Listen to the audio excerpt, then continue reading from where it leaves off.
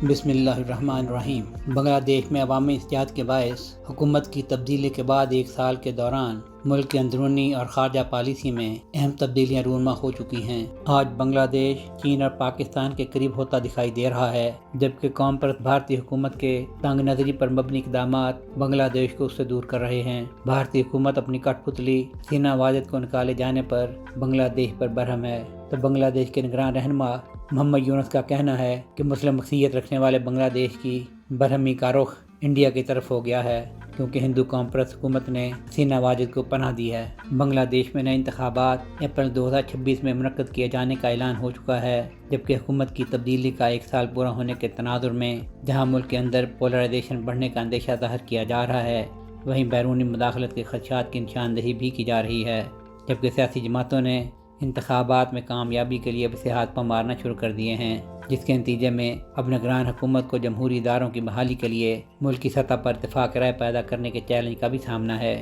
نگران بنگلہ دیشی set up نے اندرون ملک کئی اہم اقدامات اٹھائے ہیں، جن سے ملک کے تشخص میں نمایاں تبدیلی رونما ہوئی ہے۔ بنگلہ دیش کے وجود میں آنے کے بعد سے اب تک ملک کا بانی قرار دیے جانے والے مجیب الرحمان اب بانی نہیں رہے، اور نہ ہی ان کی تصاویر والے کرنسی نوٹ ہی ملک میں کارآمد رہے ہیں۔ اسی طرح ملک کے تعلیمی نصاب میں بھی نمایاں تبدیلیاں کرتے ہوئے اس میں اسلامی تشخص کو ابھارا گیا ہے۔ سفارتی میدان میں بنگلہ دیش کے لیے سب سے بڑا چیلنج بھارت کے ساتھ تعلقات ہیں، جن میں اتنا تناؤ شاید پہلے کبھی نہیں پیدا ہوا۔ اسی ضمن میں بنگلہ دیش کے مشیر خارجہ اور خارجہ امور کی وزارت کے سربراہ محمد توحید حسین کا کہنا ہے کہ ہمارے خارجہ تعلقات اس وقت ری ایڈجسٹمنٹ کے مرحلے سے گزر رہے ہیں۔ چنانچہ جب بھارت اپنا غصہ نکالنے کے لیے بنگلہ دیش پر تجارتی پابندیوں کے تازیانے برسا رہا تھا، اسی دوران بنگلہ دیش کی حکومت کے نگران سربراہ محمد یونس نے مارچ میں چین کا پہلا سرکاری دورہ کیا تھا، جس میں ان کو $2.1 ارب قرضے اور گرانٹس حاصل ہوئیں۔ اسی اثناء میں پاکستان بنگلہ دیش براہ راست تجارت کا سلسلہ لگ بھگ 3 دہائیوں کے بعد بحال ہوا،